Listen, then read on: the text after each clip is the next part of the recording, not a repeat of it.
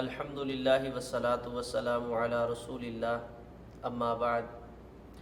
اعوذ باللہ من الشیطان الرجیم بسم اللہ الرحمن الرحیم۔ اللہ کی توفیق اور رحمت کے ساتھ آج ہمارا 22واں پارہ ہے۔ اس پارہ میں کل 163 آیات اور 18 رکوع ہیں۔ بنیادی طور پہ اس پارہ کے اندر 4 صورتیں ذکر ہوئی ہیں۔ سورۃ احزاب، اس کی آخری 43 آیات، سورۃ سبا ہے، سورۃ فاطر ہے اور سورۃ یاسین کی ابتدائی 21 آیات اس پارہ کے اندر موجود ہیں۔ جیسا کہ ہم نے پچھلے پارہ میں ذکر کیا تھا کہ یہ مکمل سورۃ احزاب جو ہے یہ تقریباً 5 ہجری کے بعد نازل ہوئی ہے، اور غزوہ احزاب جو کہ بہت بڑا ایک مسلمان اور کافروں کے درمیان ہونے والی اسلام اور کفر کی عظیم الشان جنگ تھی، جس کو حزب کی جمع احزاب آئی ہے کہ کئی ایک لشکر جمع ہو کر اس مقصد کے لیے مدینہ میں آئے ہیں کہ آج مدینہ اور اہل مدینہ کو ختم کر دیا جائے گا۔ اسلام کا نام لینے والوں کا آج اس دنیا سے جو نام ہے وہ مٹا دیا جائے گا۔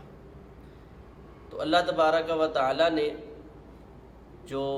مشرکین مکہ اور ان کے ساتھ جو ان کے حواری تھے مل کے آنے والے، ان کو جو شکست فاش دی ہے، اور اس کے ساتھ ساتھ اللہ تبارک و تعالی نے جو مومنین کی مدد فرمائی ہے اس کو تفصیل کے ساتھ اس صورت کے اندر ذکر کیا ہے۔ تو شروع میں ہی اللہ تبارک و تعالی نے جو کہ ایک معاشرہ مضبوط اور مستحکم ہوتا ہے اس کے جو اصول ہیں وہ ذکر کیے۔ سب سے پہلی چیز یہ فرمائی، آپ اللہ سے ڈرتے رہیں، کافروں اور منافقوں کی بات مت مانیے، اور جو ان کی تکالیف ہیں، اعضاء ہیں، ان پہ صبر کیجئے، جو آپ کی طرف وحی کی جا رہی ہے آپ اس کی اتباع کیجئے۔ حقیقت حال تو یہ ہے اللہ تبارک و تعالیٰ نے کسی آدمی کے جسم اور وجود کے اندر 2 دل نہیں رکھے۔ ہمارے ہاں بھی عمومی یہ لفظ استعمال کیا جاتا ہے کہ کیا کریں، ایک دل کرتا ہے ایسے کر لوں، ایک دل کرتا ہے ایسے کر لوں۔ تو ایسے نہیں ہے، دل ایک ہی ہے، کبھی کرتا ہے ایسے کر لوں، کبھی اگر یہ دین کے معاملے میں ایسا دل ہو گیا ہے، کبھی کرتا ہے نماز پڑھ لیں، کبھی کرتا ہے نماز نہ پڑھیں، کبھی دل کرتا ہے اللہ کے راستے میں خرچ کریں، تو پھر یہ مومن کا دل نہیں ہے، یہ ایک منافق کا دل ہے۔ تو اللہ تبارک و تعالیٰ نے کسی بھی انسان کے جسم کے اندر 2 دل نہیں رکھے کہ ایک دل جو ہے ایمان کی دعوت دینے والا ہے اور ایک جو ہے کفر کی دعوت دینے والا ہے۔ تو جو مومن ہے اس کا دل اس کو ایمان نیکی کی دعوت دیتا ہے، اور جو منافق ہے اس کا دل جو ہے وہ کفر کی طرف دعوت دیتا ہے۔ تو اللہ تبارک و تعالیٰ نے اس چیز کو ذکر کیا، اور اس کے ساتھ ہی فرمایا کہ جن کو تم اپنے منہ بولے بیٹے بنا لیتے ہو وہ تمہارے بیٹے نہیں ہیں، یعنی صرف یہ کہنے سے کہ یہ میرا بیٹا ہے تو بیٹا نہیں بن جائے گا۔ اور اسی طرح اگر کوئی مرد اپنی بیوی کو انتی علیہ کا ظاہری امی اپنی ماں کا کہہ بیٹھتا ہے تو شریعت اسلامیہ نے اس کی بیوی کو کہنے کی وجہ سے صرف اس کی ماں قرار نہیں دیا، جبکہ پہلی جو شریعتیں تھی اس میں یہی بات تھی کہ اگر کسی نے اپنی بیوی کو ماں کہہ دیا تو وہ اس کے اوپر ماں کی طرح حرام ہو جائے گی۔ تو شریعت اسلامیہ نے اس کی جگہ جو ہے وہ آیات زہار نازل کر کے اور اس کا جو کفارہ زہار ہے اس کو ذکر کر دیا ہے کہ وہ گردن کو آزاد کرے، 2 مہینے کے لگاتار روزے رکھ لے، 60 مساکین کو وہ کھانا کھلا دے۔ تو یہ شریعت اسلامیہ نے اس چیز کا حل پیش کر دیا ہے۔ تو اللہ تبارک و تعالیٰ نے یہ مضبوط معاشرہ اور مستحکم معاشرہ جو ہے اس کو مزید مضبوط کرنے کے لیے احکامات صادر کیے، اور اسی طرح اس وقت یہ بھی رسم و رواج چلتا تھا کہ کسی کو اپنا بھائی کہہ لینا، کسی کو اپنا جو ہے رشتہ دار قرار دے دینا، تو صرف کہنے کے ساتھ ہی وہ وارث بن جاتا تھا۔ تو اللہ تبارک و تعالیٰ نے فرمایا ایسے نہیں ہے، النبی اولا بالمؤمنین من انفسہم، نبی سب سے زیادہ قریب ہے، لیکن وراثت کے حقدار وہی لوگ ہوں گے جن کا ان کے ساتھ نسبی تعلق موجود ہے۔ اور فرمایا وازواجہ امہاتہم، اور نبی کی بیویاں وہ تو مائیں لگتی ہیں، مومنوں کی مائیں ہیں، لیکن وَأُولُو الْأَرْحَامِ بَعْضُهُمْ أَوْلَىٰ بِبَعْضٍ فِي كِتَابِ اللَّهِ، اللہ کی کتاب یعنی وراثت کے لیے جو اللہ نے احکامات مقرر کیے ہیں اس میں اللہ تبارک و تعالیٰ نے رشتہ داروں کو ایک دوسرے کا جو حقدار قرار دیا ہے۔ تو اللہ تبارک و تعالیٰ نے یہ منہ بولے بیٹوں کی، بھائیوں کی، بہنوں کی حیثیت بالکل ختم کر دی ہے، اور فرمایا جس طرح یہ وراثت میں حقدار نہیں ہے، اسی طرح ادعوہم لآبائہم، ان کو جب بھی پکارنا ہے ان کے باپوں کے نام سے پکارنا ہے۔ ہمارے ہاں لے پالک بچے کی جو حیثیت ہے وہ بالکل اس وقت شریعت کی مخالفت میں ہوتی جا رہی ہے۔ ایک آدمی ہے، اس کے پاس اولاد نہیں ہے، وہ کسی سے بچہ لے لیتا ہے، اب وہ اس کی ولدیت کی جگہ پہ اپنا نام لکھوا دیتا ہے جبکہ وہ اس کا باپ نہیں۔ تو رسول اللہ صلی اللہ علیہ وسلم نے فرمایا جس شخص نے کسی شخص کی ولدیت کو تبدیل کیا، اس کو کسی اور نام کی طرف منسوب کر کے پکارا، تو اس نے گویا میں محمد صلی اللہ علیہ وسلم کی ذات کے ساتھ کفر کیا ہے۔ اتنا سنگین یہ معاملہ ہے۔ اور نبی علیہ الصلوۃ والسلام نے فرمایا جو شخص اپنے آپ کو یعنی اس کو علم ہے، اب بچے کو بڑے ہو کے اس چیز کا احساس ہو گیا ہے، پتہ چل گیا ہے کہ میرے باپ یہ نہیں ہے، تو وہ پھر بھی اس کی طرف اپنی نسبت کر کے اور اپنے آپ کو اسی کی طرف منسوب کرتا ہے، تو رسول اللہ صلی اللہ علیہ وسلم نے فرمایا اللہ تبارک و تعالیٰ نے ایسے آدمی پہ جنت کو حرام کر دیا ہے۔ تو اس لیے لے پالک بچہ ہے تو اس کا جو ولدیت کا خانہ ہے، ولدیت کی جگہ ہے، اس کے اصل باپ کا ہی نام آئے گا، لے پالک کا نام نہیں آ سکتا۔ اسی طرح وہ وارث بھی اپنے اصل باپ کا بنے گا۔ ہاں جس نے لیا ہوا ہے یہ اپنے مال میں سے اس کے لیے وصیت کر سکتا ہے تو وصیت کر دے، بس وصیت 1/3 مال کی اس کے لیے وصیت کر سکتا ہے، اس صورت میں یہ اس کا وارث بن سکتا ہے، بیٹا ہونے کی حیثیت سے نہیں بن سکتا۔ اس کے بعد اللہ تبارک و تعالیٰ نے غزوہ احزاب کو ذکر کیا ہے، اور اس میں جو منافقین کا کردار تھا اس کو ذکر کیا ہے۔ فرمایا وَتَظُنُّونَ بِاللَّهِ ظُنُونَا، حالات جب مشکل آئے تو اللہ کے بارے میں طرح طرح کے گمان کرنے لگے، تو اللہ تبارک و تعالیٰ نے منہ بولے بیٹے کی حیثیت کو ختم فرمایا ہے، اور فرمایا کہ وہ اپنے اصل باپ کا ہی وارث بنے گا، اور جس نے اب اس کو لے کے پالا ہے اس کا یہ وارث نہیں بن سکتا، ہاں اللہ کہ یہ اس کے لیے وصیت کر دے، اپنے کل مال میں سے 1/3 مال تک یہ اس کو دے سکتا ہے، تو اس کی وصیت کے ساتھ اس کا مال جو ہے اس کی طرف منتقل ہو جائے گا۔ اس کے بعد اللہ تبارک و تعالیٰ نے غزوہ احزاب کا ذکر کیا ہے،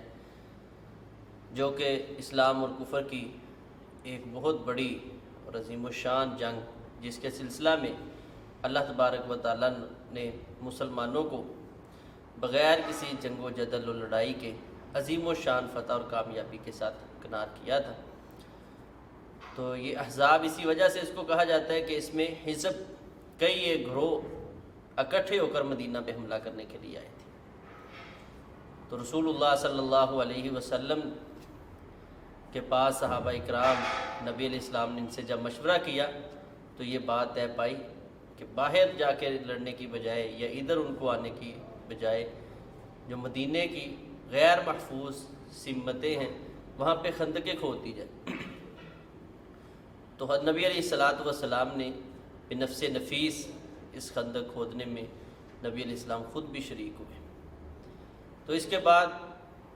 جب یہ منافقین کا جو ہے معاملہ اللہ تبارک و تعالیٰ نے اس کو بھی ظاہر کیا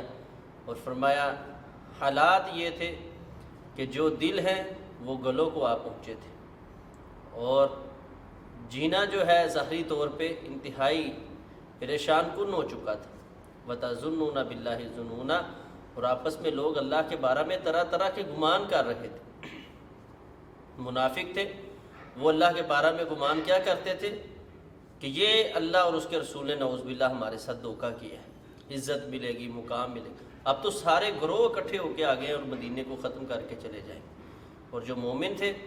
اللہ تبارک و تعالیٰ فرماتے ہیں وہ اور زیادہ بڑھ رہے تھے ایمان اور سلامتی میں، کہ اب وہ وقت آ چکا ہے جب اللہ تبارک و تعالیٰ ان سب گروہوں کو ایسی شکست فاش دیں گے کہ جس کی وجہ سے یہ دوبارہ جرأت نہیں کر سکیں گے اسلام کے خلاف اپنے قدم اٹھانے کی۔ اور فرما رہے تھے یہی وہ وقت ہے جس کا وعدہ اللہ اور اس کے رسول نے کیا ہے، اور اللہ اور اس کے رسول نے جو وعدہ کیا تھا وہ بالکل حق اور سچ اور پورا ہونے والا ہے۔ پھر اسی طرح ہوا، اللہ تبارک و تعالیٰ نے ہوا روش جو ہے تیز اور بارش کے ذریعے ان لوگوں کا جو انہوں نے مدینے کا محاصرہ کیا ہوا تھا ان کو یہاں سے بھگا دیا، اور نبی علیہ الصلوۃ والسلام یہ کہتے ہوئے مدینہ میں چل پھر رہے تھے کہ آج کے بعد ہمارے اوپر کوئی حملہ آور نہیں ہوگا، بلکہ آج کے بعد ہم ان کے اوپر حملہ آور ہوں گے۔ تو اب مدینہ ایک مضبوط جو ہے معاشرہ بنتا جا رہا تھا، تو شریعت اسلامیہ اس بات کا تقاضا کرتی ہے کہ جب لوگ پرسکون زندگی بسر کر رہے ہیں تو ان کو زندگی گزارنے کے مکمل اصول اور اسلوب سکھائے جائیں۔ لیکن اتفاق یہ ہوا کہ جیسے ہی مسلمانوں کے لیے فراوانیاں ہوئیں تو مسلمانوں کی عورتوں نے اپنے خامدوں سے کچھ مطالبات کرنے شروع کیے، کیونکہ پہلے تو ہجرت کر کے آئی تھی، تو اب تھوڑی سی معاملات میں آسانیاں ہوئیں، تو عورتوں کے مطالبات، یہی مطالبات دیکھ کر نبی علیہ السلام کی بیویاں امہات المومنین انہوں نے نبی علیہ السلام سے بھی کچھ مطالبے کر دیے۔ نبی علیہ السلام نے اللہ کے حکم کا انتظار کیا۔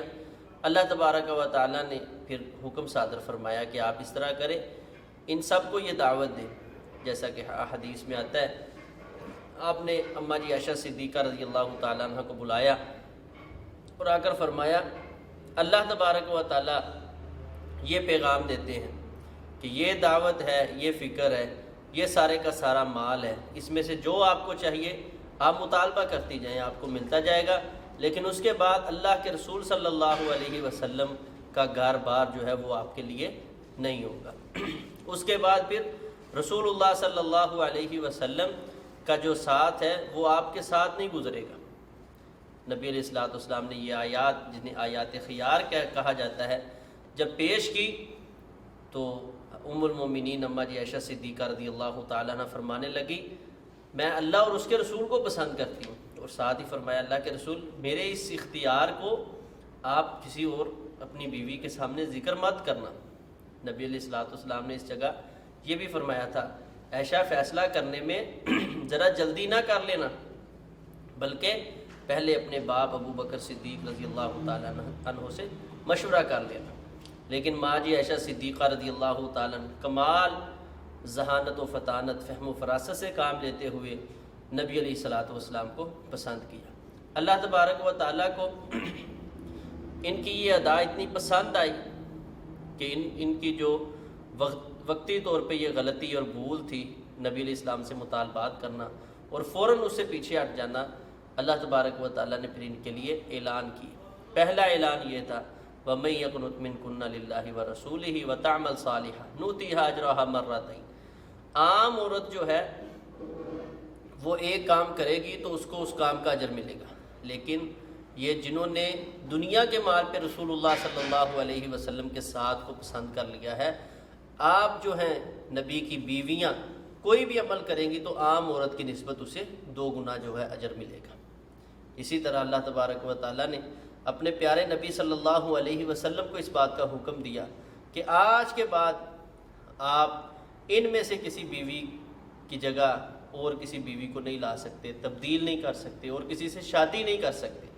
تو رسول اللہ صلی اللہ علیہ وسلم کی بیویوں کا یہ اعزاز تھا۔ اسی لیے اللہ تبارک و تعالیٰ نے پھر فرمایا یا نساء النبی لستن کاحد من النساء، اے نبی کی بیویوں تم عام عورتوں کی طرح نہیں ہو، تم تقوی اختیار کرو، اپنی بات جو ہے اس کے اندر نرمائی لے کر آؤ، اور اس طرح نرم نہیں کرنی بات اتنی زیادہ کہ جس کے ساتھ جو منافق دل کے لوگ ہیں ان کے دلوں میں کوئی طمع اور لالچ آ جائے، اپنی آواز میں اس قدر کرخت لہجے بھی نہیں رکھنے اور نرم بھی نہیں کرنی، اور اسی طرح جب بھی بات کرنی ہے اچھے طریقے کے ساتھ کرنی ہے، اپنے گھروں میں ٹھہری رہنا ہے، اسی طرح کتاب و حکمت کو سیکھنا ہے، پڑھنا پڑھانا آپ کا کام ہے، اسی طرح نماز قائم کرنی ہے، جو زکوٰۃ ہے وہ اللہ کے راستے میں ادا کرنی ہے۔ یہ سارے احکامات اللہ کیوں کر رہا ہے کہ تم اس امت کی بڑی عمدہ عورتیں ہیں، اور اللہ تبارک و تعالیٰ یہ چاہتا ہے انما یرید اللہ لیذہب عنکم الرجس اہل البیت ویطہرکم تطہیرا، کہ اللہ تبارک و تعالیٰ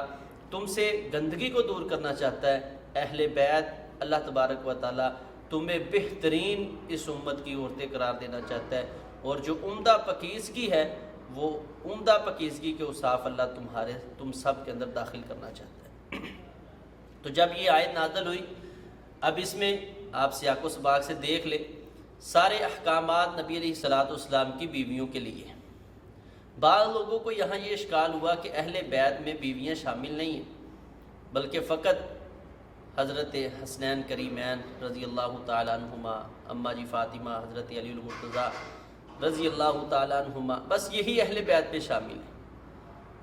تو اس سیاق میں اس آیت کو آپ پڑھیں گے تو سمجھ آئے گی سارے احکامات نبی علیہ السلام کی بیویوں کے لیے ہیں۔ یہی وجہ ہے کہ اس آیت کے تناظر میں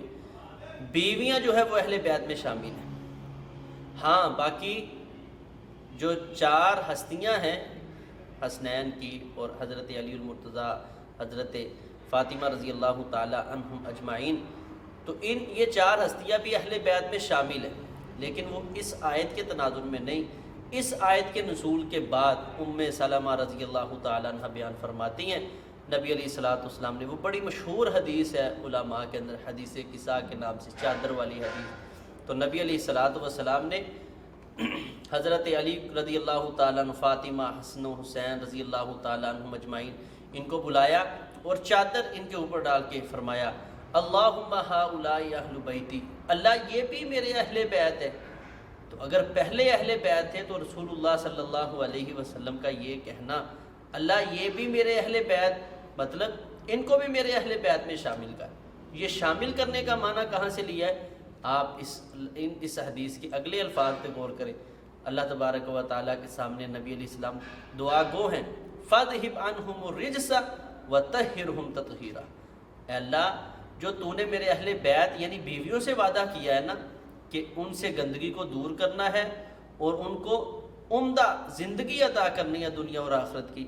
میں اللہ تیرا نبی یہ چاہتا ہوں کہ میری ان 4 ہستیوں کو بھی اس چیز میں شامل کر لیا جائے۔ اسی لیے تو دعا فرما رہے فَاذْهِبْ عَنْهُمُ الرِّجْسَ وَطَهِّرْهُمْ تَطْهِيرًا، اللہ ان سے گندگی کو بھی دور کر دے، اللہ ان کو بھی دنیا آخرت کی جو پاکیزگیاں ہیں وہ عطا کر دے۔ تو یہ آیت اور یہ احادیث اس بات پہ دلالت کرتی ہیں کہ نبی علیہ الصلوۃ والسلام کی بیویاں بالاولیٰ اہل بیت میں شامل ہیں، اور نبی علیہ الصلوۃ والسلام کی دعا کے ساتھ یہ 4 عظیم ہستیاں بھی اہل بیت میں شامل ہیں۔ اسی طرح رسول اللہ صلی اللہ علیہ وسلم کے جو ذات کردہ غلام ہیں وہ بھی اہل بیت میں شامل ہیں۔ اسی طرح آل عقیل، آل عباس، یہ بھی جو ہے اہل بیت کے اندر شامل ہیں۔ رسول اللہ صلی اللہ علیہ وسلم نے ان کو اپنے اہل بیت کے اندر شامل کیا ہے۔ اس کے بعد اللہ تبارک و تعالیٰ نے اس چیز کو ذکر کیا ہے کہ مسلمان مرد ہو عورت ہو، مشہور ہے ام سلمہ رضی اللہ تعالیٰ عنہ فرمانے لگی اللہ کے رسول صلی اللہ علیہ وسلم، مردوں کے لیے سارے احکام آتے ہیں کیونکہ عمومی طور پہ مذکر اغلب ہے اور مذکر کو مخاطب کیا جاتا ہے، تو شریعت اسلامیہ نے بھی اسی چیز کو مد نظر رکھتے ہوئے مذکر کے سیغے جو ہے استعمال کیے۔ تو فرمایا ہم عورتوں کے لیے کوئی حکم نہیں ہے، تو اللہ تبارک و تعالیٰ نے اس چیز کو ذکر کیا، مسلمان مرد ہو عورت ہو، مومن مرد ہو عورت ہو، مطیع فرما بردار مرد ہو عورت ہو، صدقہ کرنے والا مرد ہو، جو بھی ہے جو نیکی کا کام کرے وہ مذکر ہو یا مؤنث ہو، اللہ تبارک و تعالیٰ نے اس کے لیے بہترین اجر جو ہے، بہت بڑا اجر جو ہے تیار کیا ہے۔ رسم لوگوں کے اندر انتہائی پختہ ہو چکی تھی کہ منہ بولے بیٹوں کو حقیقی بیٹوں کا مقام دینا۔ اب اللہ تبارک و تعالیٰ نے حکمن بھی اس کو غلط قرار دے دیا، اور اس کے ساتھ ساتھ اللہ تبارک و تعالیٰ نے عملاً اپنے نبی سے پریکٹیکل کروا کے بھی اس عمل کو غلط ثابت قرار دیا، کیونکہ نبی علیہ الصلوۃ والسلام کے جو منہ بولے بیٹے حضرت زید بن حارثہ رضی اللہ تعالیٰ عنہ کو لوگ زید بن محمد کہا کرتے تھے۔ جب یہ آیات نازل ہوئی تو لوگوں نے ان کو زید بن حارثہ کہنا شروع کر دیا نبی علیہ السلام کے حکم کے مطابق۔ تو رسول اللہ صلی اللہ علیہ وسلم نے اپنی پھپھو زاد حضرت زینب بنت خزیمہ رضی اللہ تعالیٰ عنہ کے ساتھ ان کی شادی کر دی۔ جب ان کے لیے شادی کا پیغام آیا تو حضرت زینب فرمانے لگی میں پسند نہیں کرتی کیونکہ سید خاندان کی ہوں اور یہ جو ہیں غلام ہیں بکتے ہوئے پہنچے ہیں رسول اللہ صلی اللہ علیہ وسلم کے پاس۔ تو اللہ تبارک و تعالیٰ نے قرآن کی آیات نازل کی، فرمایا ما کان للمؤمن ولا مؤمنہ اذا قضى اللہ ورسولہ امرا ان یکون لہم الخیرۃ من امرہم۔ جب اللہ اور اس کے رسول کا فیصلہ آ جائے مومن کی شان کے لائق ہی نہیں ہے کہ اس میں وہ اپنا اختیار برتے اور کہے میری پسند یہ ہے میرا اختیار یہ۔ تو جب یہ آیت نازل ہوئی حضرت زینب رضی اللہ تعالیٰ عنہ فوراً شادی کے لیے تیار ہو گئی اور اپنے سارے اشکالات انہوں نے ختم کر دی۔ لیکن اتفاق یہ ہوا کہ ان کا آپس میں نباہ نہ ہو سکا۔ تو حضرت زید رضی اللہ تعالیٰ عنہ بار بار نبی علیہ السلام کے پاس آتے اور حضرت آپ صلی اللہ علیہ وسلم حضرت زید کو فرماتے بھئی صبر کریں۔ اللہ نے وحی کے ذریعے آپ کو یہ مطلع کر دیا تھا کہ زید جو ہے وہ زینب کو طلاق دے دیں گے اور زینب رضی اللہ تعالی عنہا کی شادی آپ رسول اللہ صلی اللہ علیہ وسلم کے ساتھ کر دیجیے۔ اب منہ بولے بیٹے تھے، لوگوں کے ابھی ذہن میں یہ بہت بڑے جو ہے اشکالات پیدا کرنے والی چیز تھی۔ تو نبی علیہ الصلوۃ والسلام خود بھی ابھی یہ چاہ رہے تھے ایسا کام نہ۔ اللہ تبارک و تعالیٰ نے اس چیز کو قرآن کا حصہ بنایا ہے۔ فرمایا آپ زید کو کہہ رہے تھے امسک علیک زوجک واتق اللہ وتخفی فی نفسک ما اللہ مبدیہ وتخشی الناس واللہ احق ان تخشاہ۔ آپ زید کو بار بار کہہ رہے تھے صبر کیجئے، اور اس میں آپ ڈر رہے تھے کہ لوگوں کی باتوں سے، حالانکہ آپ کو اللہ کے معاملے میں ڈرنا چاہیے۔ جب اللہ نے آپ کو بتا دیا آپ کو بھی اللہ کے حکم پہ راضی ہونا چاہیے تھا، اور رسول اللہ صلی اللہ علیہ وسلم اللہ کے اس حکم پہ راضی تھے۔ تو جب حضرت زید رضی اللہ تعالیٰ عنہ نے ان کو طلاق دی فلما قضا زید منہا وطرا، سارے صحابہ میں سے واحد صحابی حضرت زید رضی اللہ تعالیٰ عنہ جن کا قرآن کے اندر ذکر آیا ہے، نام لیا ہے اللہ تبارک و تعالیٰ، تو فرمایا زوجنا کہا زید نے ان کو طلاق دی، اپنی حاجت کو پورا کیا ہے تو ہم نے ان کی شادی آپ کے ساتھ کر دی۔ کیوں کی ہے؟ لکی لا یکون علی المؤمنین حرج، تاکہ مومنوں کے اوپر کوئی تنگی نہ رہ جائے فی ازواج ادعیائہم، کہ جو ان کے منہ بولے بیٹے ہیں ان کی بیویاں ان کی اصل جو بہو ہیں وہ نہیں ہے، یہ اصل ان کے سسر نہیں ہے۔ تو رسول اللہ صلی اللہ علیہ وسلم نے اپنے منہ بولے بیٹے کے ساتھ، جو منہ بولے بیٹے کی بیوی ہے اس کے ساتھ شادی کر کے اس رسم کو بالکل ختم کر دیا، اور اللہ تبارک و تعالیٰ نے اس چیز کا ذکر بھی کر دیا ساتھ ہی کہ یہ ہم نے پریکٹیکل کیوں کروایا۔ فرمایا ما کان محمد ابا احد من رجالکم ولکن رسول اللہ وخاتم النبیین۔ پہلی بات تو یہ سمجھے کہ زید مرد ہے اور رسول اللہ صلی اللہ علیہ وسلم تم میں سے کسی مرد کے باپ نہیں ہے۔ نبی علیہ الصلوۃ والسلام کا کوئی بیٹا بھی حد بلوغت کو نہیں پہنچا کہ جس سے وہ مرد قرار دیا جائے۔ تو ایام طفلی میں سارے بچے جو ہیں اللہ کے پاس چلے گئے، تو فرمایا محمد صلی اللہ علیہ وسلم تم میں سے کسی ایک کے باپ نہیں ہے، اللہ کے رسول ہیں، وخاتم النبیین، اور نبیوں کا خاتمہ کرنے والے، نبیوں کی تکمیل کرنے والے ہیں، آپ کے بعد کوئی نبی نہیں آ سکتا، انا خاتم النبیین لا نبی بعدی۔ تو جب نبی کوئی نہیں آئے گا تو ان احکامات کی اس سے بڑھ کے وضاحت بھی کوئی نہیں کر سکتا۔ تو اللہ تبارک و تعالیٰ جس قدر کوئی رسم پختہ زیادہ ہوتی جاتی ہے، پھر اللہ تبارک و تعالیٰ اس رسم کو توڑنے کے لیے اتنے زیادہ پختہ احکامات صادر فرماتے ہیں۔ تو یہ کام اس لیے کیا ہے کہ رسول اللہ صلی اللہ علیہ وسلم خاتم النبیین ہے، اور رسول اللہ صلی اللہ علیہ وسلم کے بعد کوئی شریعت نہیں آنی، اور یہ رسم بہت پختہ ہو چکی تھی۔ اب نبی علیہ السلام کی شادی کرنے کے ساتھ یہ رسم بالکل اچھے طریقے کے ساتھ ٹوٹ گئی، ختم ہو چکی ہے۔ اس کے بعد اللہ تبارک و تعالیٰ نے اپنا ذکر کثرت کے ساتھ کرنے کا حکم دیا، یا ایھا الذین آمنوا اذکروا اللہ ذکرا کثیرا، اور ساتھ ہی اللہ تبارک و تعالیٰ نے اس چیز کو ذکر کیا ہے کہ گھروں کے اندر جو داخل ہونے ہیں اس کے احکامات کیا ہیں۔ کہ گھروں کے اندر جب داخل ہونا ہے، کسی کے پاس آپ نے جانا ہے تو بغیر اجازت کے آپ داخل نہیں ہو سکتے۔ اجازت لیں، اجازت لینے کا طریقہ کیا ہے؟ دروازے پہ دستک دیں، انہیں سلام کہیں، وہ آپ کا تعارف پوچھنا چاہتے ہیں اپنا نام ذکر کریں، نہیں پہچان ہو رہی، اپنا کوئی ان کے ساتھ تعلق ہے، تعارف ہے، وہ ذکر کریں، اور دروازے کی ایک سائڈ پہ کھڑے ہوں۔ اگر دروازے کے درمیان میں کوئی خلال ہے تو وہاں سے نظر گھر کے اندر نہ ڈالی جائے، یہ آداب ہے۔ تو فرمایا خصوصی طور پہ ایسی دعوت، ایسا کام جو دعوت طعام کا ہو، اس وقت اگر آپ نے جانا ہے تو اس کے کچھ احکامات ہیں۔ ان میں سے پہلا حکم کیا ہے کہ آپ نے اس دعوت کھانے کے لیے جانا ہے۔ نمبر 2 پہ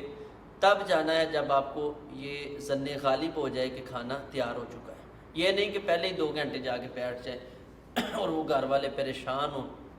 کہ مہمان آ گئے ہیں اور کھانا بھی تیار نہ ہو، دوسرے لوازمات ادھر مصروف مشغول ہو جائیں اور گھر والوں کے لیے پریشانی کا سبب بن جائیں۔ تو جو ٹائم آپ کو ملا ہے آپ اس ٹائم پہ دعوت کھانے کے لیے جائیں۔ اس کے ساتھ آپ نے ان کے گھر میں جانا ہے تو اسی طرح جو اجازت کا سارا طریقہ ہے، اجازت لے کر جانا ہے۔ اسی طرح کھانا جو ہے وہ خاموشی کے ساتھ، ادب کے ساتھ، جو کھانے کے آداب ہیں ان کو مد نظر رکھتے ہوئے، اور جب کھانا کھا لینا ہے اس کے بعد فوراً وہاں سے نکل جانا ہے۔ ہو سکتا ہے کہ انہوں نے مزید مہمان بلائے ہوں، ایسے مہمان ہوں جو آپ کے ساتھ بٹھانا مناسب نہ ہو یا آپ کا ان کے ساتھ بیٹھنا مناسب نہ ہو، انہوں نے اپنے جو ہے کوئی قریبی دوست بلائے ہوں یا آپ ان کے دوست ہیں، ان کے عزیز رشتہ دار مزید آنے والے ہوں، تو آپ ادھر بیٹھے نہ رہیں۔ عمومی طور پہ یہ چیز دیکھی جاتی ہے کہ جب ایسے دعوت پہ بلایا جاتا ہے تو 2 بہت بڑی کمیاں ہمارے اندر پائی جاتی ہیں۔ ایک تو دعوت، مثال کے طور پہ میں نے دعوت کی ہے کسی کی یا میری کسی نے دعوت کی ہے، تو میں دیکھتا ہوں اچھا جی یہ آدمی ہے، اس نے اچھا کھانا وغیرہ بنایا، تو میں اپنے 2-3 دوستوں کو ساتھ لے کے چلا جاتا ہوں، آ جائیں جی بڑا اچھی ادھر دعوت ہے، ہم آپ کو بھی کھلاتے ہیں۔ تو رسول اللہ صلی اللہ علیہ وسلم نے ایسے آدمی کو جو بن بلائے ساتھ جاتا ہے اور کھانا کھا کے واپس آتا ہے، آپ نے فرمایا یہ گیا تو ایک چور کی طرح ہے، واپس آیا ہے تو یہ ڈاکو کی طرح آیا ہے۔ تو اتنی یعنی اس کی نبی علیہ السلام نے مذمت کی ہے۔ تو بغیر جس کو دعوت نہیں دی گئی اس کو ساتھ لے کے نہیں جانا، اور بغیر بتائے کسی آدمی کو دعوت میں شریک نہیں کرنا۔ نبی علیہ الصلوۃ والسلام ایک دفعہ ایک صحابی رسول کے گھر میں دعوت کھانے کے لیے جا رہے تھے، تو آپ کو رستے میں ایک صحابی رسول مل گئے، تو نبی علیہ السلام نے دروازے پہ کھڑے ہو کے بتلایا کہ بھئی یہ وہ لوگ ہیں جن کو آپ نے دعوت دی تھی، یہ ایک آدمی ایسا ہے جس کو آپ نے دعوت نہیں دی، اگر آپ چاہتے ہیں تو ہم اس کو ساتھ لے آتے ہیں، نہیں تو اس کو واپس بھیج دیتے ہیں۔ تو وہ صحابی رسول فرمانے لگے نہیں، جو آپ کے ساتھ آ گیا میں اس کو بھی اس دعوت میں شریک کرتا ہوں۔ تو اس طرح بغیر اجازت کے جو ہے دعوت ایک فرد کی ہے تو وہ ساتھ اپنے 2-3 بچوں کو بھی ساتھ لے کے چل نکلتے ہیں، یہ مناسب نہیں۔ اور دوسری چیز، کھانا کھانے کے بعد جو مہمان ہے وہ میزبان کو کہتا پھرتا ہے آئیں جی کھانا تو کھاتے رہتے ہیں یا کھا لیا ہے چلیں جی اب 10 منٹ گپ شپ کر لیں بیٹھ جائیں، یہ درست نہیں ہے۔ ہاں آپ کا کام ہے آپ وہاں سے اٹھ کے چلے جائیں، اگر وہ گھر والا یہ چیز سمجھتا ہے کہ آپ کے ساتھ کوئی بات چیت کرنی ہے، آپ کے ساتھ کوئی مشورہ طے کرنا ہے، ایسی کوئی بات ہے وہ آپ کے ساتھ طے کرنی ہے، تو پھر وہ آپ کو خود اس چیز کی جو ہے دعوت دے گا، جی بیٹھیں، صرف کھانے کے لیے نہیں، آپ سے کچھ میں نے باتیں بھی کرنی ہے، کچھ مشورہ بھی کرنا ہے، کچھ چیزیں میں نے طے کرنی ہے، تو وہ آپ کو بیٹھنے کی دعوت دے تو آپ بیٹھیں، نہ کہ آپ اس کو دعوت دیتے پھریں۔ یہ ہمارے ہاں ایک بڑی انتہائی بری جو حرکت ہے وہ پائی جاتی ہے۔ اللہ تبارک و تعالی ہمیں اس سے محفوظ رہنے کی توفیق عطا فرمائے۔ اس کے بعد اللہ تبارک و تعالی نے فرمایا کہ آپ اگر جاتے ہیں کسی کے مطلب گھر میں یا کسی کے پاس، تو ان سے جو سوال کرنا ہے عورتوں سے وہ پردے کے پیچھے کرنا ہے، یعنی آپ کو کسی چیز کی ضرورت ہے تو حتیٰ کہ نبی کے گھر میں یہ مومنوں کی مائیں ہیں، تو ان مومنوں کی ماؤں سے بھی آپ نے سوال کرنا ہے تو پردے کے پیچھے رہ کے پردے کے تقاضوں کو پورا کرتے ہوئے اپنے مقصد کی چیز جو ہے وہ حاصل کر لینی ہے۔ اس کے بعد اللہ تبارک و تعالیٰ نے جو ہے مطلقاً عورتوں کے لیے پردے کے احکامات جاری کیے۔ یا ایھا النبی قل لازواجک و بناتک و نساء المؤمنین، اے پیارے نبی آپ اپنی بیویوں کو جو ہے اپنی بیٹیوں کو، اسی طرح مومنوں کی تمام عورتوں کو آپ اس چیز کا حکم کریں کہ وہ حیا کی چال چلتی ہوئی با پردہ ہو کے باہر نکلے، جو کہ حضرت عمر رضی اللہ تعالیٰ عنہ کی بہت بڑی خواہش تھی، اور ایک یہ با حیا عورت، غیرت مند اور آزاد عورت اور خاندانی عورت کی بہت بڑی نشانی تھی کہ وہ با حیا با پردہ ہو کے گھر سے نکلتی ہے۔ اس انداز میں ہر عورت جو ہے وہ نکلے، تو اللہ تبارک و تعالیٰ نے اس کا مطلقاً جو حکم ہے وہ صادر کر دیا۔ اس کے بعد اللہ تبارک و تعالیٰ نے حضرت موسیٰ علیہ السلام کے بارے میں یہودیوں کا جو نظریہ اس کو ذکر کیا ہے، کیونکہ اب تو یہ موسیٰ علیہ السلام، تورات، ان چیزوں کو ذکر کرتے ہیں، تو یہ یہودی وہ واحد قوم ہے کہ جو اللہ کی بھی گستاخ ہے، انبیاء کی بھی گستاخ ہے، اور یہ کتاب اللہ کی بھی گستاخ ہے، اسی طرح اللہ کے اولیاء کی بھی گستاخ ہے، اور انتہائی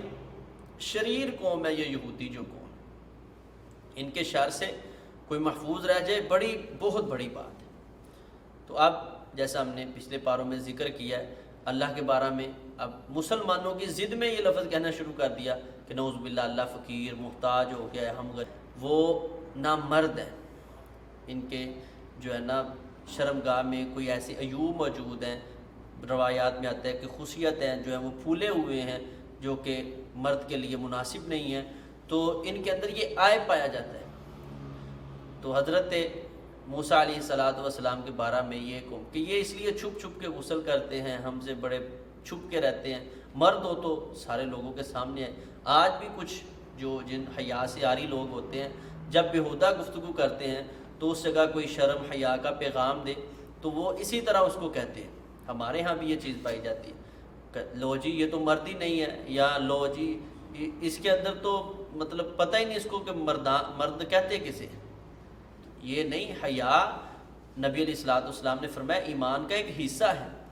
تو حیا کو مد نظر رکھنا چاہیے۔ تو اللہ کے انبیاء تو حیا میں اتم جو درجہ ہے اس پہ فائز ہوتے ہیں۔ تو اللہ تبارک و تعالیٰ کو ان کا یہ انداز اور اپنے نبی کی یہ گستاخی جو ہے یہ برداشت نہ ہوئی۔ رسول اللہ صلی اللہ علیہ وسلم نے فرمایا، موسیٰ علیہ السلام ایک جگہ غسل فرما رہے تھے تو پتھر کے اوپر اپنے کپڑے رکھے ہوئے تھے، اللہ نے اس پتھر کو حکم دیا، وہ کپڑے لے کر بھاگ نکلا۔ تو جس جگہ قوم کے چودھری بڑے لوگ تھے وہ اس طرف چلا گیا، موسیٰ علیہ السلام نے دیکھا میرے کپڑے، تو بے ساختہ اس کے پیچھے بھاگ نکلے، تو وہ سیدھا قوم کے جو چودھریوں کی مجلس تھی اس کے پاس چلا گیا۔ اب انہوں نے دیکھا اور خود اس چیز کی شرم بھی محسوس کی۔ حضرت موسیٰ علیہ السلام کو بڑا غصہ آیا، غصے میں اس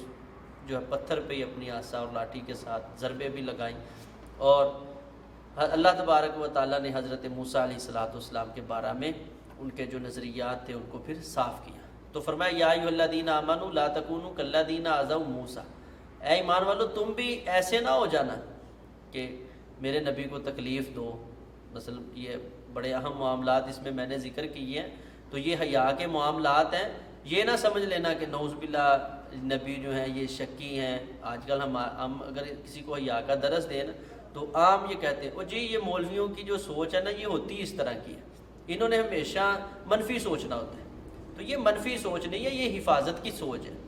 تو فرمایا جس طرح یہودیوں نے موسیٰ علیہ السلام کو تکلیف دی ہے، اسی طرح تم بھی میرے نبی کو تکلیف دینا نہ شروع کر دینا کہ لو جی یہ اپنی عورتوں کو بڑے محفوظ کر رہے ہیں، ایسے کر رہے ہیں، اتنے احکامات آپ ہم پہ لاگو کر رہے ہیں، یہ کون سا دین ہوا۔ آج کسی کو پردے کی بات، حیا کی، غیرت کی بات بتائے تو ہمیں بھی یہی اعتراضات سننے کو ملتے ہیں۔ فرمایا ایمان والو تم ان یہودیوں کی طرح نہ ہو جانا جنہوں نے موسیٰ علیہ السلام کو حیا کے مسئلہ میں تکلیف دی، اور پھر میرے اللہ نے اپنے نبی کی براءت، اپنے نبی کا جو ہے صاف ہونا ادھر ان کے سامنے ظاہر کیا، جو وہ کہہ رہے تھے اللہ نے ان کو ان باتوں میں جھوٹا قرار دیا۔ اور حضرت موسیٰ علیہ السلام اللہ کے بڑے ہی قریبی کلیم اللہ، اللہ کے نبی ہیں۔ اور اس کے بعد فرمایا ایمان والو اللہ سے ڈرتے رہنا ہے، وقولوا قولا سدیدا، جب بھی بات کرنی ہے قول سدید کے ساتھ کرنی ہے، یصلح لکم اعمالکم ویغفر لکم ذنوبکم، میرا اللہ دو فوائد تمہیں جو ہے نا وہ عطا کرے گا اگر آپ بات قول سدید کیا ہے؟ ایسی بات کہ جس کے بات کے اندر آپ کی سچ کے ساتھ محبت نظر ہوتی ہوئی نظر آئے، اور اسی طرح جھوٹ سے نفرت جو ہے وہ چھلکتی ہوئی نظر آئے، اس بات کو کہیں گے قول سدید۔ بالکل صاف ستھری سچ کے اوپر، حقیقت کے اوپر مبنی بات کو قول سدید کہتے ہیں۔ اس جگہ اللہ تبارک و تعالیٰ نے ان لوگوں کا جو ہے اشکال اس کو رد کر دیا ہے کہ جو یہ کہتے ہیں جی آپ کو کیا پتہ، کاروبار جھوٹ نہ بولیں تو چلتا ہی نہیں ہے، معاملات سیدھے ہوتے ہی نہیں ہیں، لوگ یقین ہی نہیں کرتے، گاہک جو ہے بات ہی نہیں مانتا۔ اللہ تبارک و تعالیٰ نے فرمایا بات تم سیدھی کرو، یصلح لکم اعمالکم، یہ نہیں کہا یصلح اعمالکم، تمہارے اعمال جو ہیں وہ درست ہو جائیں گے، نہیں، بلکہ فرمایا یصلح لکم اعمالکم، تمہارے معاملات درست نہیں ہوں گے، وہ اللہ تمہارے معاملات درست کر دے گا۔ اور جس کے معاملے کو درست کرنے کی ذمہ داری اللہ لے لے، اس کا معاملہ کبھی بگڑ نہیں سکتا۔ ہمارے معاملات بگڑتے کیوں ہیں؟ کہ ہمیں اللہ کی ذات پہ، اللہ کی بات پہ صحیح معنوں میں یقین نہیں ہے۔ فرمایا وَيَغْفِرْ لَكُمْ ذُنُوبَكُمْ، اللہ تمہارے گناہوں کو معاف کر دے گا۔ وَمَن يُطِعِ اللَّهَ وَرَسُولَهُ فَقَدْ فَازَ فَوْزًا عَظِيمًا، حقیقت بات یہی ہے کہ دنیا آخرت کی کامیابی جو ہے وہ اللہ اور اس کے رسول کی باتوں کے اندر ہے۔ اس کے بعد سورۃ سبا ہے، یہ مکی ہے، اس کے اندر 54 آیات اور 6 رکوع ہیں۔ اللہ تبارک و تعالیٰ نے یہ سبا ایک قوم تھی، اس کی طرف منسوب یہ سورت ان کے واقعات کو ذکر کیا ہے۔ مکی صورت ہونے کے ساتھ ان لوگوں کو، مشرکین مکہ کو یہ چیز سمجھائی ہے کہ یہ مکہ جو ہے اس کے اندر ابراہیم علیہ السلام کی دعا سے ہر پھل ہر چیز ادھر موجود ہے وافر مقدار کے اندر، تو اللہ کی نعمتیں پاس آئیں تو اللہ کا شکر، اللہ کی قدر کرتے ہیں۔ ایسا نہ ہو کہ یہ قوم سبا جنہوں نے اللہ تعالیٰ کی بے قدری کی، نہ شکری کی، تو اللہ تبارک و تعالیٰ نے پھر ان کا انجام کیا کیا؟ فرمایا اللہ تبارک و تعالیٰ نے اس سے پہلے اس صورت کے شروع میں حضرت سلیمان اور داؤد علیہ السلام کا ذکر کیا ہے، اور فرمایا کہ ہم نے ان کو نعمتیں دی تھی اور انہوں نے ان نعمتوں کا شکر ادا کیا، ہماری قدر کی، تو اللہ تبارک و تعالیٰ نے پھر ان کو مزید نعمتیں، کیونکہ یہ اللہ کا اصول ہے، وَإِذْ تَأَذَّنَ رَبُّكُمْ لَئِن شَكَرْتُمْ لَأَزِيدَنَّكُمْ وَلَئِن كَفَرْتُمْ إِنَّ عَذَابِي لَشَدِيدٌ، اگر تم اپنے رب کی قدر کرو گے تو نعمتوں میں مزید سے مزید اضافہ ہوتا جائے گا، اور اگر اللہ کی بے قدری کی تو پھر اللہ کی پکڑ، اللہ کا عذاب بہت سخت ہے۔ تو فرمایا یہ سبا قوم جو ہے اس کے معاملے میں بھی تمہارے لیے بہت بڑی نشانی ہے۔ اللہ نے ان کو 2 باغ عطا کیے ہوئے تھے۔ مفسرین نے لکھا ہے اس قدر وسیع یہ باغ تھے کہ اگر ان کی قوم کا کوئی آدمی اپنے سر کے اوپر خالی ٹوکری لے کے نکل پڑتا اور باغ سے گزر جاتا تو یہ ہر وقت اتنا پھل ادھر تیار موجود ہوتا تھا کہ باغ سے صرف گزرنے کے ساتھ ہی یہ ٹوکری پھلوں کے ساتھ بھر جاتی تھی۔ اتنا اللہ تبارک و تعالیٰ نے ان کے اوپر اپنا رحم و کرم کیا ہوا تھا، لیکن ان لوگوں نے اللہ کی ناشکری، بے قدری کی، تو اللہ تبارک و تعالیٰ فرماتے ہیں ہم نے ان دونوں پھلوں کو، ان دونوں باغوں کو 2 اور باغوں کے اندر جو ہے نا وہ تبدیل کر دیا۔ وہ باغ کیا تھے کہ اس کے اندر یا تو بیری تھی اور یا پھر کانٹے دار صرف جھاڑیاں رہ گئی تھی، یعنی کہ چلنے کے لیے بھی ادھر سایہ دار درخت میں چلتے، جو ہے گھنے درختوں کے نیچے سے سایوں میں سے گزر جاتے، اور پھر خوشبودار جو ہے رستوں سے گزرتے، پھر پھل کھانے کے لیے حاصل ہو جاتا۔ تو جب اللہ تعالیٰ کی ناشکری، بے قدری کی ہے، اللہ تعالیٰ کے ساتھ شرک کرنا شروع کر دیا، تو پھر چلنے کے لیے آسان رستہ بھی نہیں ملتا تھا، ایسا کوئی سایہ دار درخت بھی نہیں ملتا تھا، اور نیچے جو زمین ہے وہاں بھی کانٹے ہی کانٹے، کیونکہ خاردار جو درخت ہیں ان سے کانٹے جو ہے زمین کے اوپر گرنے ہیں، تو چلنے کے لیے بھی ان کے لیے سکون نہیں تھا، کھانے پینے کے معاملات تو بڑی دور کی بات ہے۔ تو اس میں فرمایا تمہارے لیے نشانی ہے کہ اللہ کی قدر کیجئے، اللہ کی طرف جو ہے رخ کیجئے۔ اس کے بعد اللہ تبارک و تعالیٰ نے اس چیز کو بھی ذکر کیا ہے، فرمایا یہ بات ذہن میں رکھیں، اعملوا آل داود شکرا، اے آل داود عمل کرتے رہنا ہے، اللہ کی قدر کرتے رہنا ہے۔ کیوں؟ وقلیل من عبادی الشکور، بہت ہی کم ایسے بندے ہیں جو اللہ تعالیٰ کے قدردان ہوتے ہیں، اللہ تعالیٰ کی قدر کرنے والے، اللہ تعالیٰ کی نعمتوں کے اوپر جو ہے اللہ تعالیٰ کے سامنے سر تسلیم خم کرنے والے لوگ انتہائی کم ہوتے ہیں۔ اس کے بعد جو سورت فاطر ہے یہ بھی مکی ہے، اس کی کل 45 آیات اور 5 رکوع ہیں۔ اس کے اندر بھی اللہ تبارک و تعالیٰ نے اپنا تعارف پیش کیا اس کے شروع میں، اور لوگوں کو دنیا کی زندگی جو ہے وہ سمجھائی ہے۔ فرمایا یہ ساری کی ساری دنیا کی زندگی ایک دھوکے کا سامان ہے، اس میں وہی آدمی کامیاب ہو جائے گا جو یہ سمجھ لیتا ہے کہ میں اس دنیا میں ہمیشہ رہنے کے لیے نہیں آیا، بلکہ یہ صرف دارالامتحان ہے، یہاں سے میں نے اپنی تیاری کر کے دارالعمل سے میں نے اپنے اگلے جہان جو ہے اس کو تیار کرنا ہے، اپنی آخرت بنانی ہے، جو میرا اصلی ابدی گھر ہے جنت، میں نے اللہ سے وہ حاصل کرنا ہے، اس کے لیے اس دنیا میں محنت کرنی ہے، وہی آدمی اس دنیا میں کامیاب ہوتا ہے۔ تو پچھلی صورت میں اللہ تبارک و تعالیٰ نے اپنی نعمتوں کا ذکر کیا ہے، تو اس صورت کے اندر اللہ تبارک و تعالیٰ نے اپنی ذات کا تعارف کیا ہے کہ نعمتیں میری ہیں تو میری ذات یہ ہے، اس کو پہچانے، اس کی صحیح معنوں میں تم قدر کریں۔ اور جو لوگ اللہ کی قدر نہیں کرتے، فرمایا جن لوگوں کو تم اللہ کے سوا پکارتے ہو نا، میں اللہ یہ ساری چیزیں انسان کو پیدا کرنا، انسان کے رزق غذا کا انتظام کرنا، کھانے پینے کا انتظام کرنا، یہ سکون اور دن کو معاش بنانا، رات کو باعث سکون بنانا، یہ سارا میرے رب کا کام ہے۔ اور فرمایا جس کو تم پکارتے ہو لا یملکون من قطمیر، یہ تو کھجور کے ایک کھجور کی گٹھلی کے اوپر ایک چھلکا سا لگا ہوتا ہے، اس کے بھی مالک نہیں، تم ان کو اپنے رب کے جو ہے برابر اور شریک ٹھہراتے ہو۔ تو فیصلہ وہ کرے جو کم از کم عقل تسلیم کرتی ہو۔ تو یہ کیسے ہو سکتا ہے کہ ایک ذات ہر چیز کی خالق مالک ہے، اس کے مقابلے میں جو ایک ذرے کا بھی مالک نہیں ہے اس کو اس کے برابر کھڑا کر دیا جائے؟ تو اللہ تبارک و تعالیٰ نے اس صورت میں اس چیز کا تعارف کروایا ہے اور اس چیز کی دعوت دی ہے۔ اس کے بعد صورت یاسین ہے جو اس بارے کے آخر میں ہے، تو یہ بات ذہن میں رکھیں، صورت یاسین کی کوئی ایک فضیلت صحیح حدیث سے کہیں ثابت نہیں ہے، جو یہ لوگوں نے بنائی یا رزق کی خوشحالی کے لیے یہ معاملات ہے، صبح کے وقت پڑھیں، شام کے وقت پڑھیں تو یہ معاملہ ہے، ذہنی سکون چاہتے ہیں تو اس وقت پڑھیں، قرآن ہے باعث شفا ہے، باعث رحمت ہے، اس طرح پڑھیں، ٹھیک ہے۔ خاص اس صورت کی کوئی ایک فضیلت، یا ہر چیز کا ایک دل ہوتا ہے، قرآن کا دل وہ صورت یاسین ہے، ایسی کوئی چیز رسول اللہ صلی اللہ علیہ وسلم سے ثابت نہیں ہے۔ اللہ کا کلام ہے،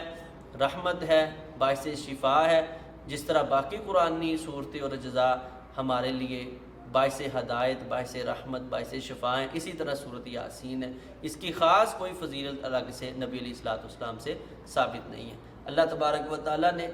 اس صورت کے اندر اپنے انبیاء کا ذکر کیا ہے اور انبیاء کی دعوت اور لوگوں کا اس کا انکار، اس کو ذکر کیا ہے، خصوصی طور پہ 3 انبیاء کو جو رسول اللہ تبارک و تعالیٰ نے ایک ہی وقت میں ایک قوم کی طرف بھیجا، پہلے ایک، پھر دوسرا، پھر اس کی تائید کے لیے اللہ نے تیسرے نبی کا انتخاب کیا، لیکن ایک وقت میں ایک قوم کو سمجھانے کے لیے اللہ کے 3 نبی محنت کر رہے ہیں۔ افسوس کہ کوئی ایک شخص بھی ان کی دعوت پہ لبیک کہنے کے لیے تیار نہیں ہے۔ تو اللہ تبارک و تعالیٰ نے اگلے پارے میں